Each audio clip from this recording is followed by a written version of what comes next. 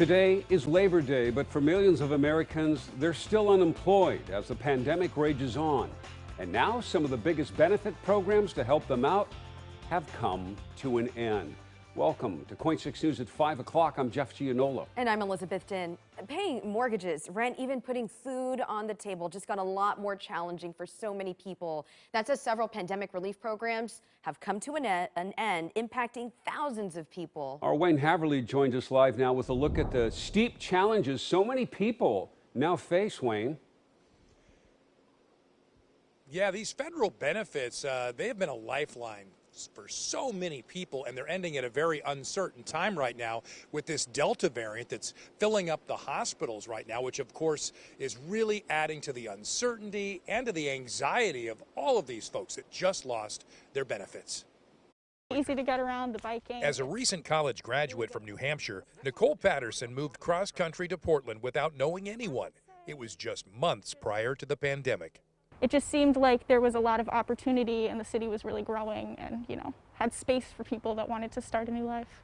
The first few months went as planned, but her new job vanished soon after the pandemic hit.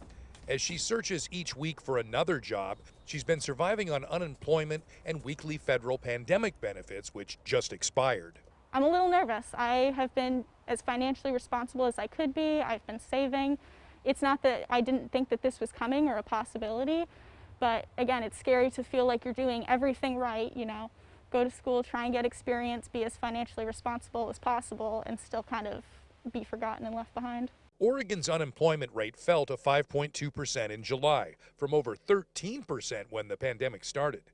However, that was before the Delta surge, and federal job numbers released just last Friday were disappointing. Patterson has noticed fewer job postings once Governor Brown brought back the masking mandates. After the mandate was announced, jobs that were posted 2 or 3 days prior that I was working on applications to, personalizing everything, were taken down. With federal assistance now gone, like so many new college graduates, Patterson started applying for jobs that have nothing to do with her degree. I think I would hopefully be able to secure, something lower paying, but it's not the 9-to-5 kind of dream that people have when they graduate college. There's not really lots of opportunities to even make $15 an hour.